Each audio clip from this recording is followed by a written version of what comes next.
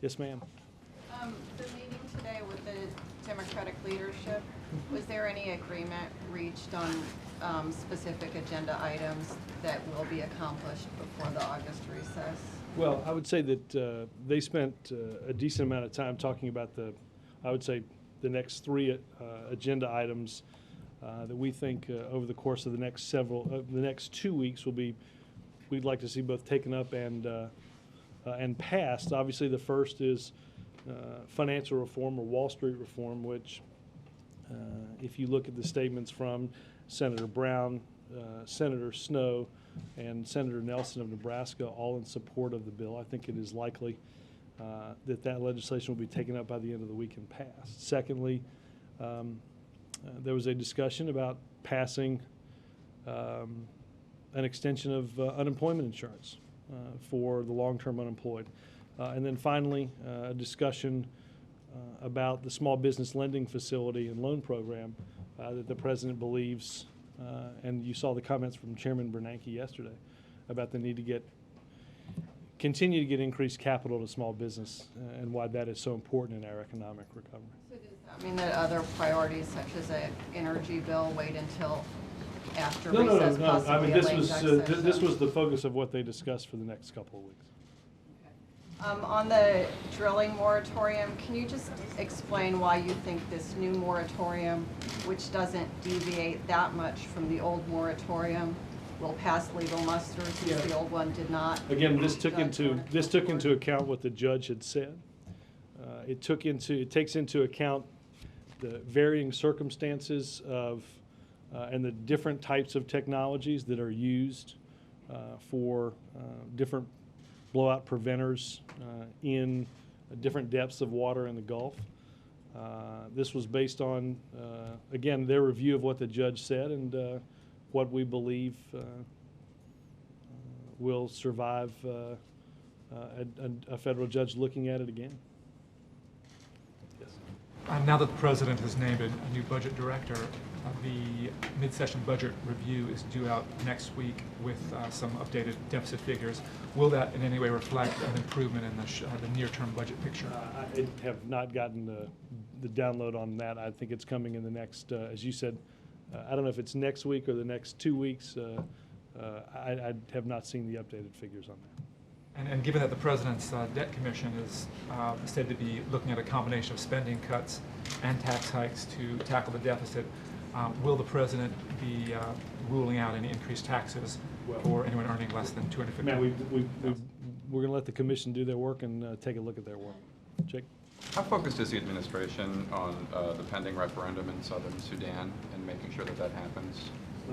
I can get some guidance from you, from the NSC on some of the specifics on that. There are a lot of human rights activists who are concerned that Sudan is pretty much just fallen off the radar of President Obama. They're very worried about it pending. Yeah, let me get you some guidance on that. I don't have anything with me.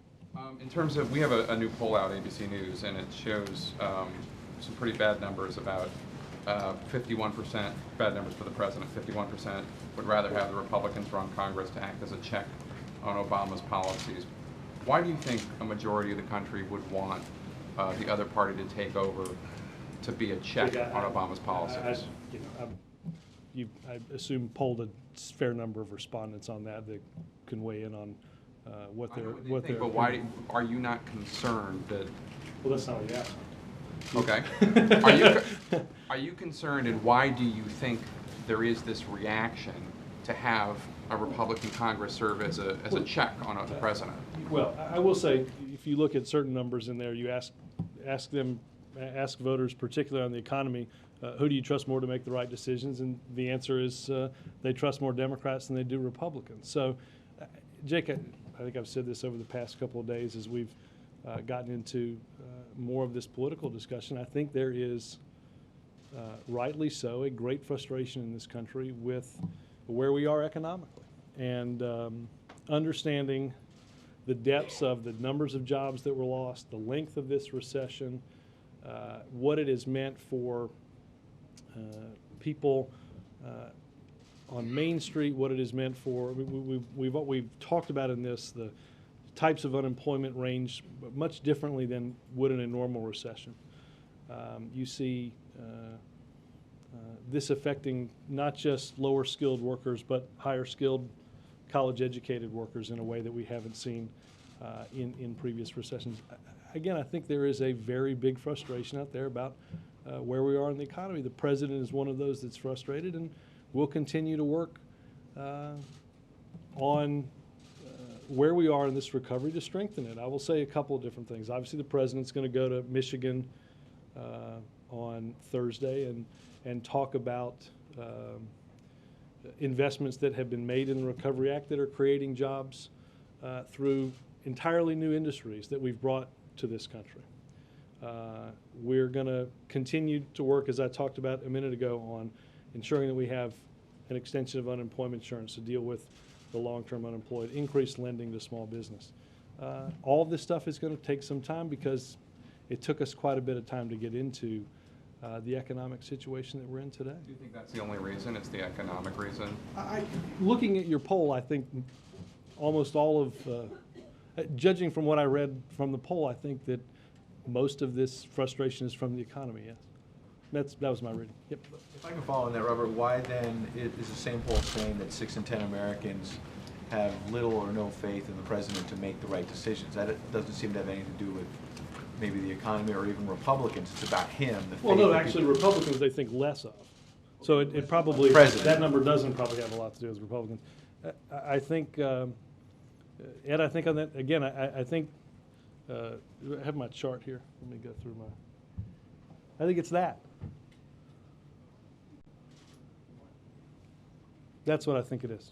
Okay, but the president's been in office for 18 months. You're going back to... I'm going back to December of 2007. So I'm going back more than, almost a year more than the president was, well, more than a year before the president was inaugurated. But again, as we've talked about this, adding up the depth of this line, and this line doesn't equal the depth of this line, right? This represents 8.5 million jobs lost. So you're not I think worried there that is the a- president is losing, particularly Americans and independent voters, particularly won in 2008. You're not worried they're losing faith in this president? Oh, well, look, again, I think they are frustrated at the pace of our economic recovery. The president is frustrated at that pace. I do think, we've talked about this, I do think in an election we'll have a choice. I do think one of the things that the poll probably doesn't measure, and I don't think was intended to measure, was necessarily forcing the choice between what got us here and what is getting us out. But I think that's exactly the type of choice that we'll have come November. Is there at least a frustration here that some of the president now has accomplished several things that he said he wanted to do, from the stimulus, healthcare, now the Wall Street reform bill that you mentioned a moment ago. But it seems like the American people are not really giving him credit. How do you turn that around between Well, again, now and November? Look, I think one, we've got to keep working and pushing on improving the economy. Again, if you look at, this is more than 2 years. This is 2 years into the recession, and you're finally seeing a bottoming out of the job situation, which means the economy is beginning to hire. As you can see, look at these recessions don't last the length of time. This one lasts a pretty good while, but it's not nearly as deep. So again, I think there is a frustration with the economy, which is understandable. That's why the president undertook many decisions that he did. Again, some not polling popular, some may not pay dividends in 1 or 2 months, but if you go to the Recovery Act, right, for $100 billion in investments, it leveraged an additional $250 billion in investments. So when we go to Holland, Michigan, and break ground on the 9th of 9 advanced battery plants that will construct the electric batteries that we need to power the Chevy Volt that Chevy will produce 50,000 a year of. The question that you're going to have to ask yourselves, are we going to import that battery, or is that battery going to say made in America? And before the Recovery Act, 2%, we basically were in charge of 2% of the global capacity in the manufacturing of the type of batteries that you're going to need for the cars of tomorrow. As a result of the investment in the Recovery Act, by 2014, in just 5 years, we'll increase that capacity by 20 times. It pushes down the cost of those batteries. Again, is that all going to make things perfectly? Is that going to fix things overnight? No, it's not. But we didn't get here overnight. That slope for that curve took a long time to get to. The president is making the investments necessary to create a long-term economic future for this country that's more hopeful. Yes, ma'am. Would the president like to see a House vote on extending the Bush tax cuts before the November elections? Well, we talked a little bit about this yesterday. I don't know the timing. Walking through the schedule that folks here in Legislative Affairs has walked through, I don't see the timing that's likely to make that happen before the House, which is here fewer weeks than the Senate is, and the Senate's got a lot on its plate with Starr and Kagan. I don't think that's going to happen, certainly before August. The timing of which of that will probably have to be worked out with leadership of the House and Senate. And also on timing, does the new OMB director need to be in place before the August recess? The selection of Jack Lew is, obviously from the president's perspective, an important appointment.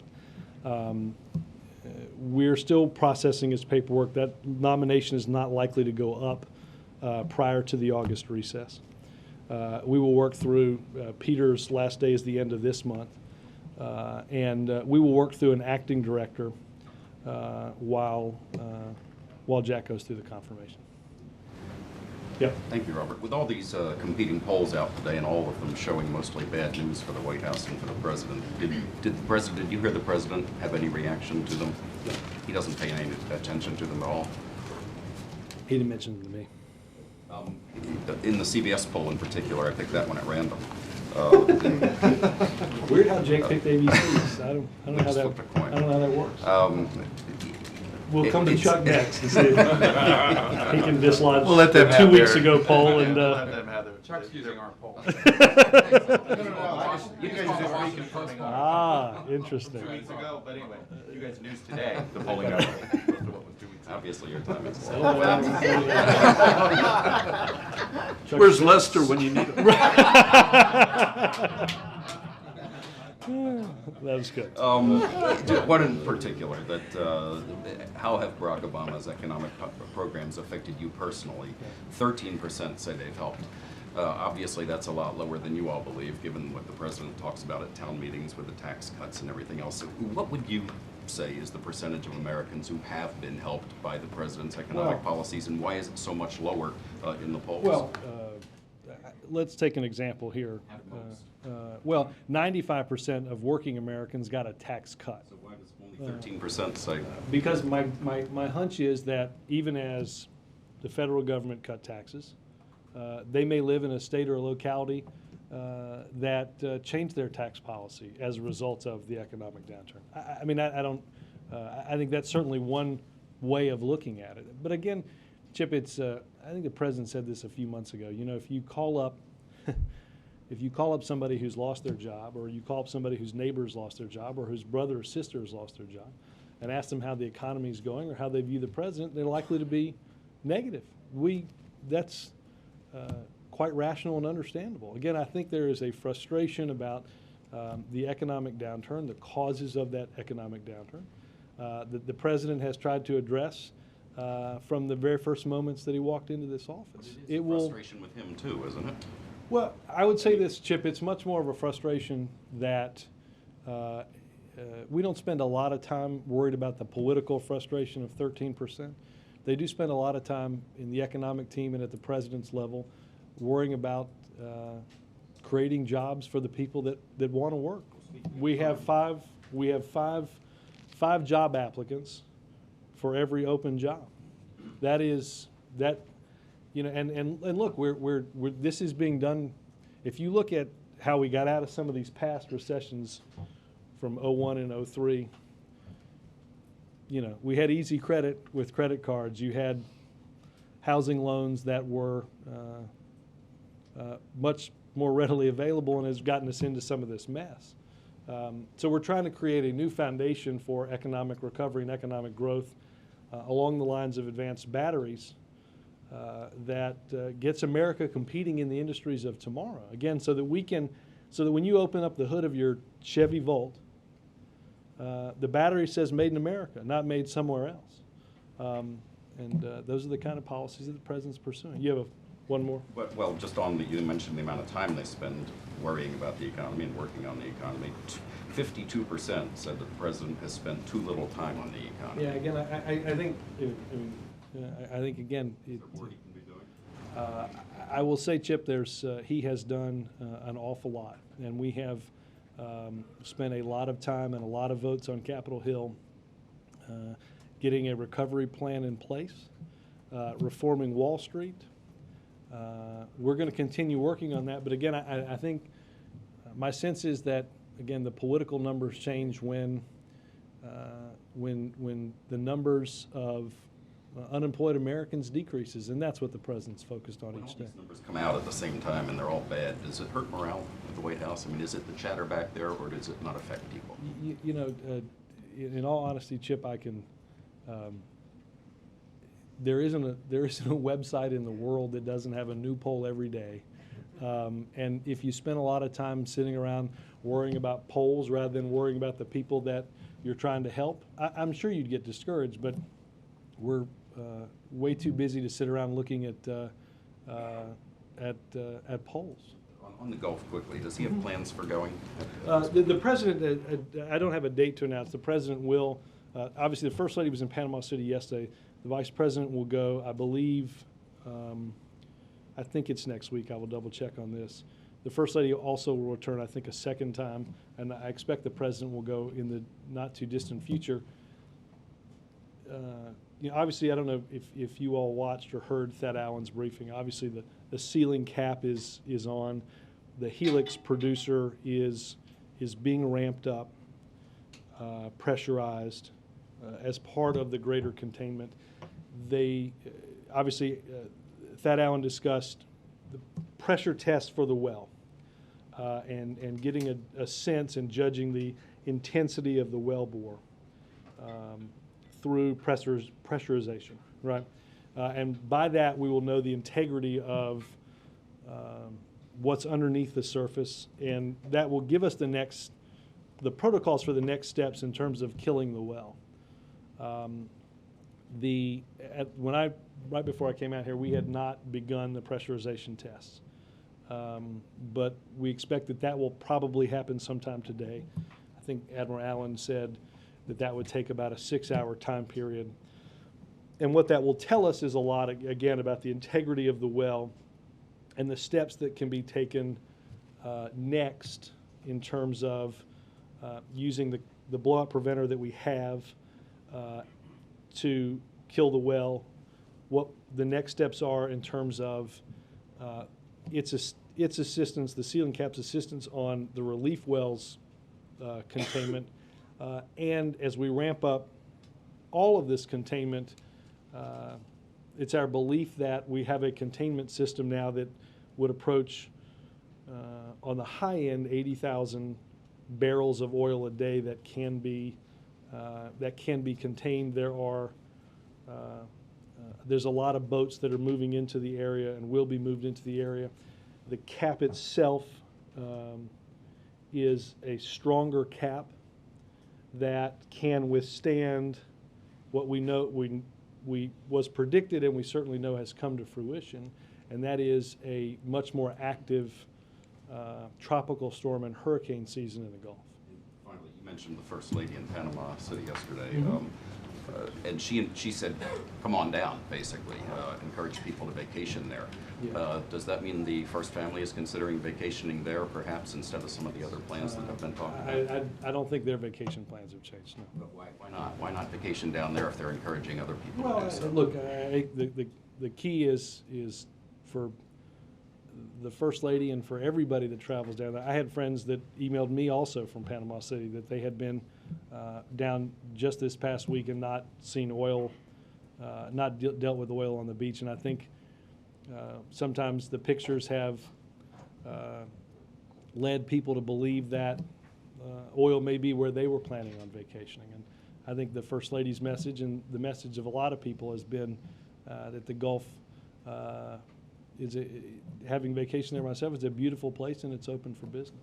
Chuck. You just mentioned in passing the part of the Wall Street mess and some of the instruments that were put into place. Jack Lew was the chief financial officer of something called Citigroup Alternative Investments, which ended up losing hundreds of billions of dollars by the time he left in 2008. Did the president ask him about what he did when he was at Chuck, Citigroup obviously, before offering Jack's him been this through job? a vetting process before. But this is a different job. Yeah, this is a different job, and understand Jack's experience, I think, is relevant to the Office of Management and Budget. This is the only budget director that's produced 3 balanced budgets in the history of the Office of Management and Budget. When Jack walked out of the Office of Management and Budget in 2000, there was a $237 billion surplus. I think that's the type of experience that the president was looking for. I understand that. Did he ask him about this and what was these Not that instruments? I- Just to I have sort of not, the I have way you not would- talked to him about that. No, I don't know. What was the job interview process on this? When did the president first approach Jack Lew about taking this job? I believe, I can double check. I think the timing of this was, I think he spoke to Jack about this, sat down with Jack last week. Obviously, Jack is somebody that's been involved in a number of, based on his position at the State Department. Jack's involved in all of their Afghanistan review. He's the person in charge at the State Department of ensuring that as we increase our military resources, that we also increase our civilian capacity to match our military capacity in order to ensure that as we clear areas, the type of governance is available for, the type of governance that we need is available to not just clear an area military, but hold it from a government perspective. Is his time relevant at Citigroup? What he did there, is that relevant in your I in your think mind? this has been discussed, and I think Think is. it'll be relevant for the confirmation hearings? I'm sure it was last time, and I think those questions have been dealt. Going to this meeting with the Senate Democratic leadership, was there a schedule for, say, getting energy legislation? I mean, how much detail did you guys get into in, say, the legislative calendar between now and November? Again, the focus was largely on the next couple of weeks. The 3 items that I mentioned.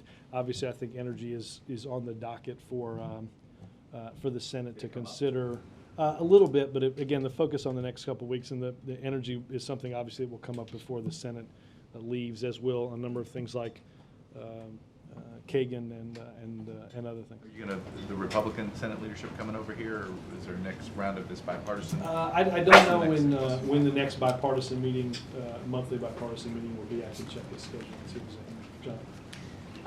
Just to follow up real quickly on what Chuck was saying, did the president, did Jack Lew's tenure at Citi come up during the vetting?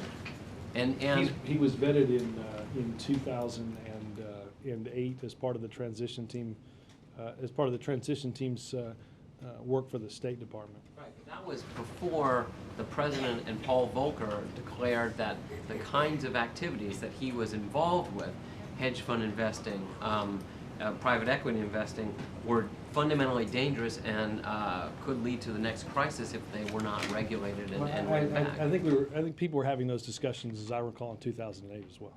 About the Volcker rule? No, about hedge funds. Okay. On Elena Kagan, was Ms. Kagan, when she was Solicitor General, involved in any of the discussions about the constitutionality of the health care plan, and would she, in your view, have to recuse herself if some of those cases actually came up to the Supreme Court? Jonathan, as she testified in front of the Judiciary Committee, she would intend to recuse herself in cases in which she played a substantial role in the government's handling of a case. I think we are in receipt of a letter from Senate Republicans about this, that the team and Ms. Kagan will answer. And I have not seen the letter, but I would point you to her testimony. But do you, I mean, has anyone here said whether she was I involved in a think substantial role? we'll likely address that in a letter. Mark. Robert, is there any disappointment here that Judiciary Committee has delayed a vote on Elena Kagan for a week? No, Mark, as I think you know, the committee can use a 1 week, it can ask for a 1 week extension in the consideration of a nominee. I think this happened with Sonia Sotomayor. I don't think it's anything out of the ordinary, and we expect when the committee next week takes this up that she'll clear the committee and be well on her way to confirmation in the full Senate. Robert, is the president allowing himself increased hope that we may be very close to the end of the oil spill with, if the pressure tests work out all right? Well, look, this is, I think we're in day 85 of this disaster. Obviously, I think the ceiling cap and the containment capacity that is soon to come online likely represents the best news that we've had in the preceding 85 days. The pressurization tests will allow us to determine what the best next steps are. Secretary Chu and a host of other scientists that have been involved in this from the very beginning are in Houston now, going through a series of tests before anything is conducted at the well. Obviously, seismic tests were done this morning in preparation for these pressurization tests.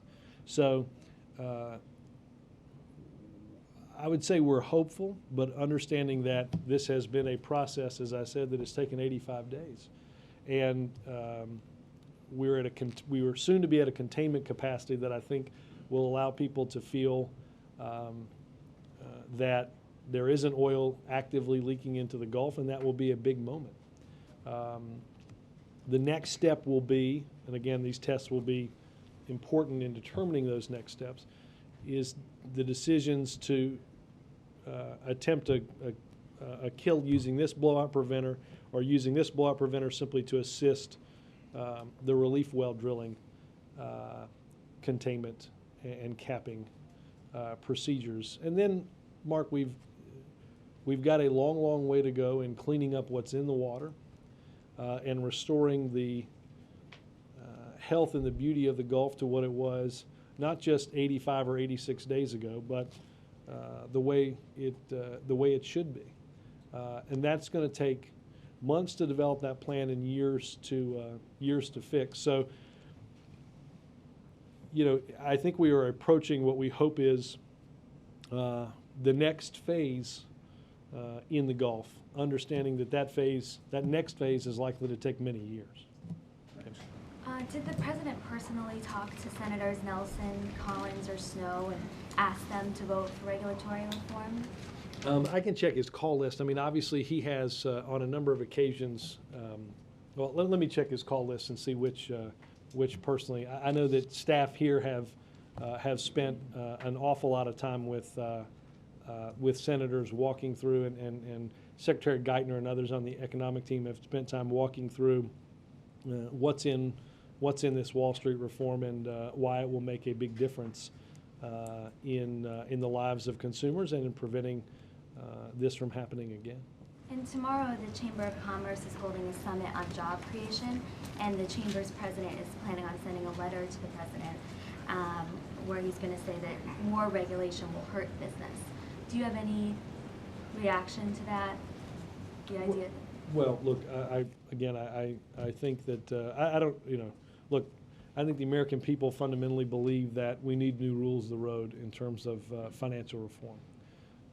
That we need to, if there's a company like BP that's drilling in the Gulf, we need to make sure that there's a structure in place that ensures that what happened 85 days ago in the Gulf doesn't happen. We're always happy to look at and have been reviewing regulations dating back to the transition that people don't find meeting the test of common sense.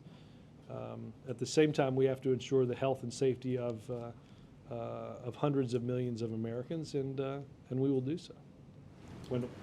Indicated the polls that suggest an erosion in public confidence in the president's decision-making are mainly the result of the economy, but I wonder if there's an element of partisanship in that as well. I'll point to Darrell Iss's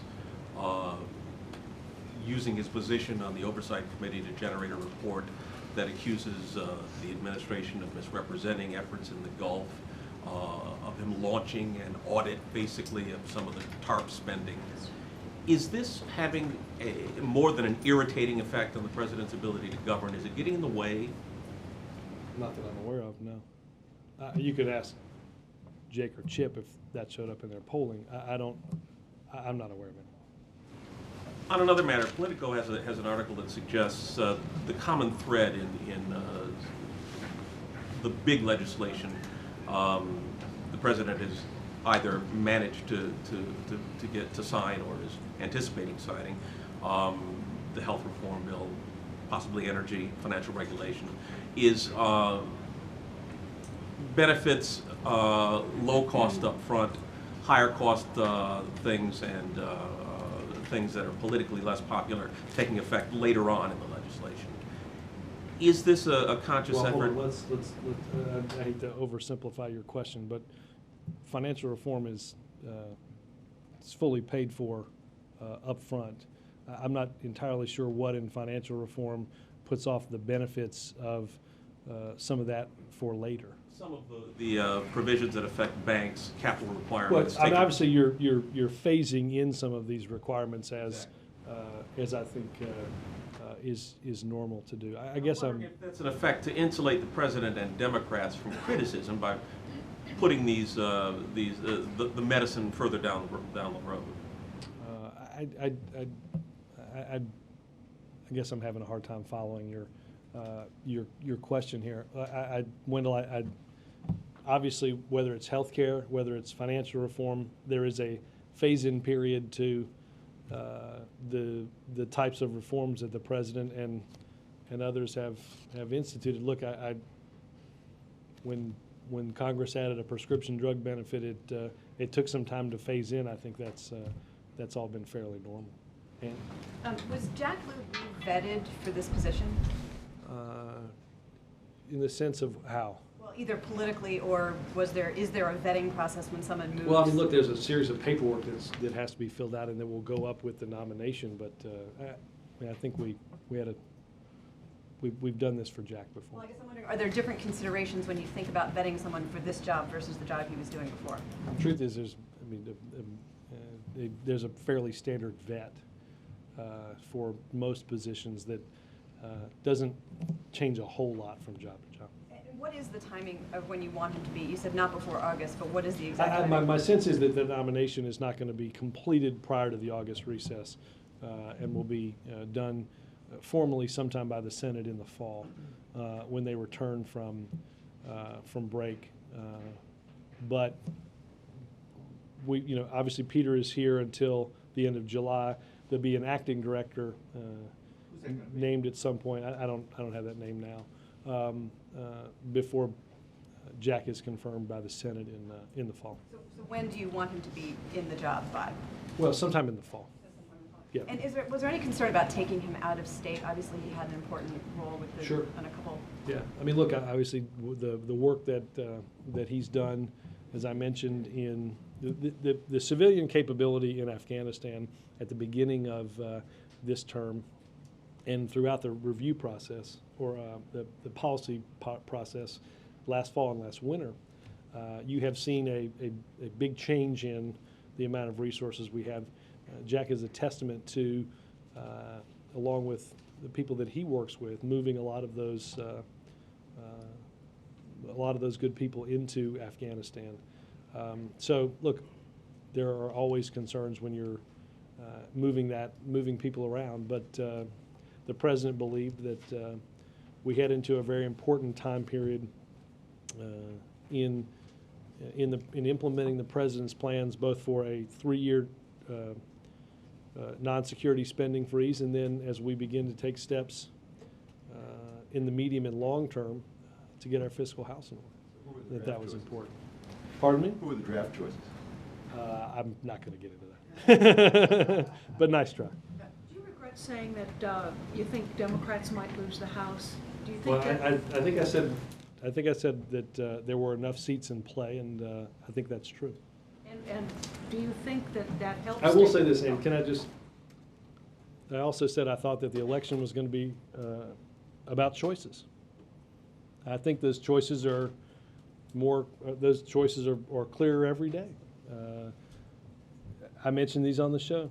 I think Joe Barton's values of apologizing to BP rather than the people that live in the Gulf. John Boehner equating the financial calamity to the size of an ant.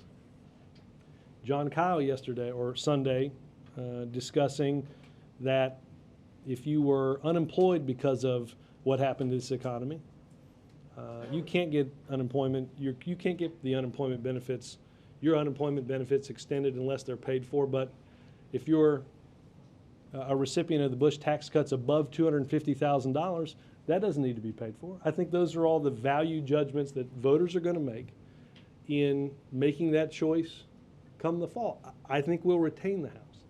I was asked if there were enough seats in play, and I think there are.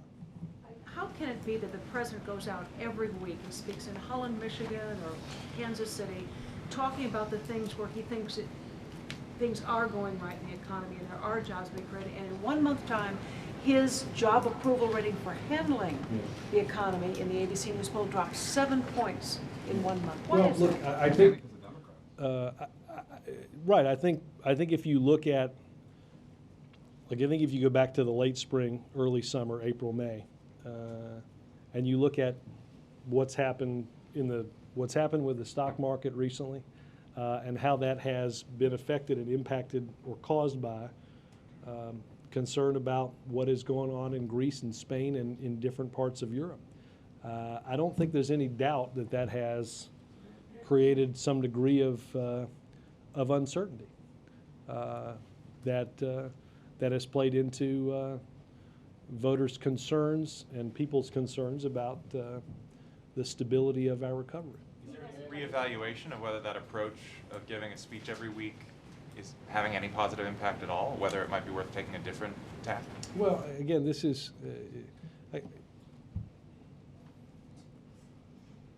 I mean, let me tell you, if a speech, if you could do a speech every day and fill that hole, Ari, then we'd do that. It's just, you got to understand. 1 week. I mean, are the speeches helping at all? To keep you guys busy.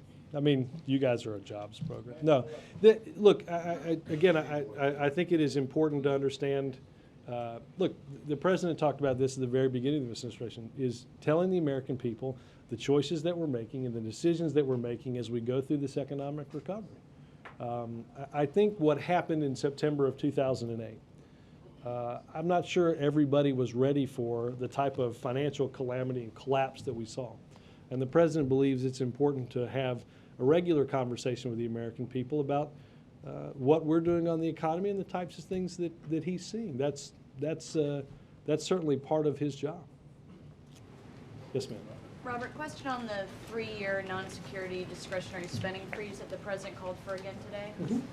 How much confidence do you all have that lawmakers will follow through on a 3-year spending freeze when they're having trouble just getting a long-term budget passed this year? Well, again, we'll get a sense of where that is in as we go through appropriations bills. And I think the president is discussed this at the last bipartisan meeting that we had in the cabinet room.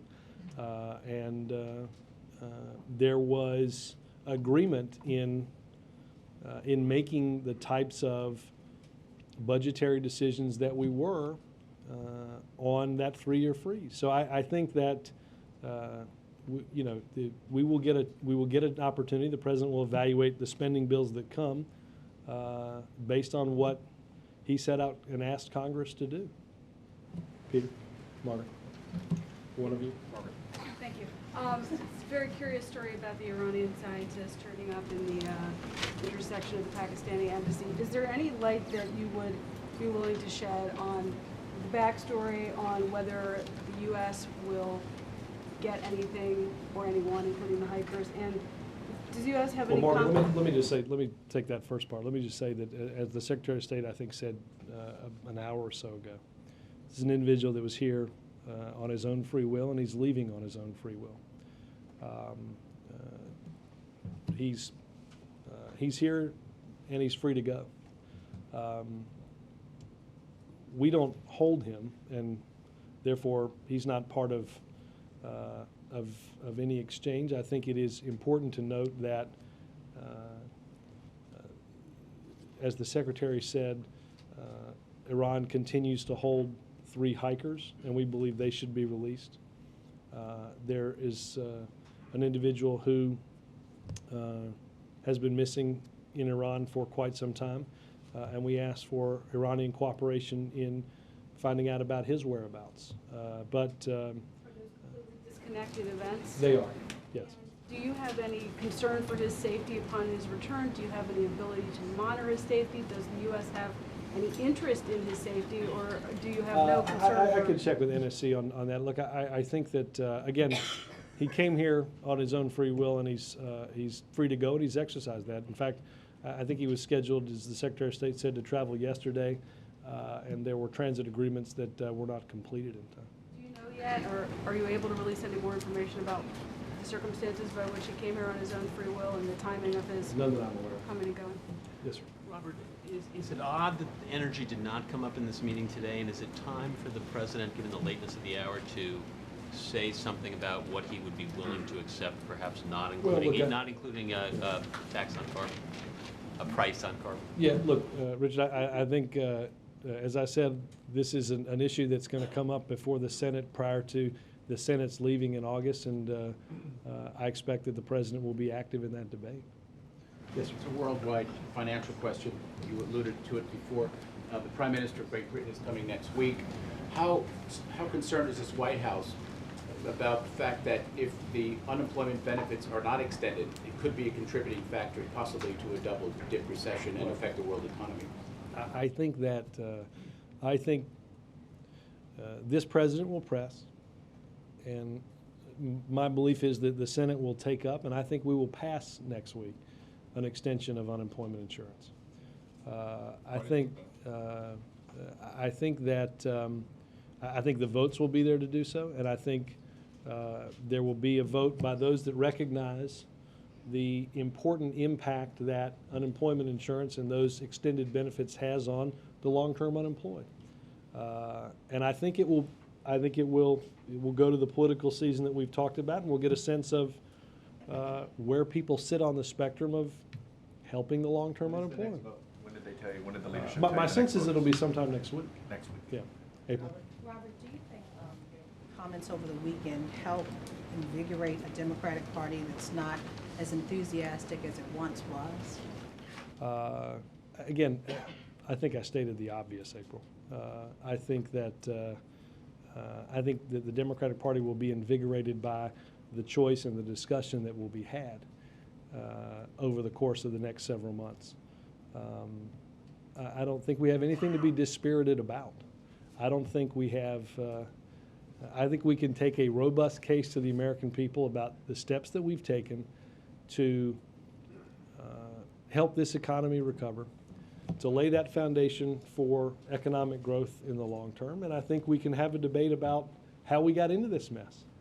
The 8 years that got us the type of, and produced the type of financial calamity that we dealt with. I think that is a debate that will energize the whole of the Democratic Party. How much strategy was involved in stating the obvious to invigorate the party? I hesitate to lift the curtain quite that much. Also on the situation in New Orleans, police brutality after Katrina. Could you talk to me about this administration's efforts to deal with that situation? April, I prefer to direct you to the Department of Justice on Attorney General Holder's trip there today and on the indictments that were made. Savannah? Does the president consider it an urgent national priority that Khalid Sheikh Mohammed get a trial, whether by military commission or federal court?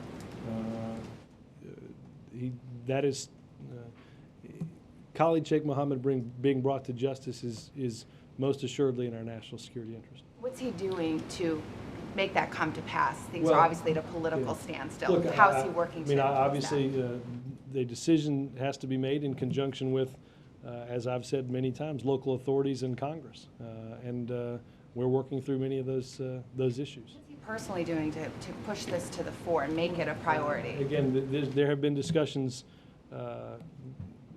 with him, and there have been discussions with staff here and those on Capitol Hill and elsewhere to move this forward. Sam? Consider it an injustice that it's been so long, Well, and the person that it's been years. correct. I Does mean, he it's consider been that an injustice? It's been look. Khalid Sheikh Mohammed will be brought to justice. That is something that everybody can be assured of. Sam? We're hearing from the Hill that part of today's meeting, the focus was on messaging, and I'm curious what the president was suggesting to lawmakers about how to get on message, and is there a concern that there's a lack of, I guess, cohesiveness for Democrats going Well, again, I think the issues that I've mentioned over the next couple of weeks are going to focus on the steps that we're continuing to take to ensure that this economic recovery continues. Whether it's small business lending, unemployment, or financial reform, all of that is, I think, is an will be important accomplishments for the American people, and something that you'll hear the president talk a lot about in the next couple of weeks. frustrated? I mean, does he feel like there's a lack of cohesiveness on getting out the message that the Republicans are rooting for economic failure? Is there a way to simplify or coordinate? Well, look, I think I think over the course of the next, whether it is small business lending, whether it's unemployment, or whether it is financial reform, I think the message is going to be fairly clear. And I think you're going to get to decide whether there are new rules in the road for the way banks and Wall Street works, or you're not. You're going to get to decide whether you're for helping the long-term unemployed or you're not. You're going to get to decide whether we think there should be increased lending for job creation in small business or not. And I think those are votes that will be important, and a conversation that will be important as we move into the fall. Let me just ask one more way. There was a component today where the president said this is what our message is going to be. Is that accurate? Again, I think the president discussed, and the Senate members of the Senate discussed their priorities for the next couple weeks and how to get them passed. Kirk. Thanks, Robert. A couple of things. As has been widely reported, some Democrats are unhappy that the president teed up immigration so close to Election Day. Any reaction from the White House? Well, again, the president reacted to, and the Department of Justice filed suit based on the actions of the Arizona law that is set to go into effect in the next couple of weeks, pending that judicial hearing. So this is an issue that the federal government has failed to deal with over the course of many years, despite great opportunities to do so and great debates to get it done, as recently as 2007. So this is, look, the Justice Department lawsuit was based on timing not of anybody else's making, except the legal calendar derived from what happened in Arizona. The president understands the frustration of Arizonans and others throughout the country in the federal government not dealing with its immigration problems. And the president and the Justice Department made a decision. Before Justice filed that suit, the president gave a speech on July 1 about legislation, comprehensive legislation. Right. And so there was unhappiness that he's pushing for legislation. Well, so again, if you're going to file suit, for the Justice Department is going to file suit saying that 50 states, we do not believe the right approach is 50 states creating a patchwork of immigration laws throughout the country. The only way to solve that is through comprehensive reform. That's what the president talked about. That's what the president is working on. Is he going to do anything further to well, advance again, that? We're having conversations all the time, but Kirk, this is this is not about whether or not the president wants to get something done on immigration. As we've said before, this is largely dependent upon whether those in Congress, particularly on the Republican side of the aisle, and particularly those on the Republican side of the aisle that have been for immigration reform before, are willing to stand up and be candid about this again. Mr. Steinbrenner, staff? Look, obviously, as somebody who's a baseball fan, there is Mr. Steinbrenner had a unique and storied career in baseball. Any owner that wins 7 World Series titles, that speaks for itself. I think you hear in many of the tributes today that maybe his greater lasting impact will be the organizations that he worked with and the charities that he worked with over the course of a long and storied career that had a real impact on the lives of people all over this country, in addition to the championships he brought home to New York on the baseball diamond. Thanks, guys.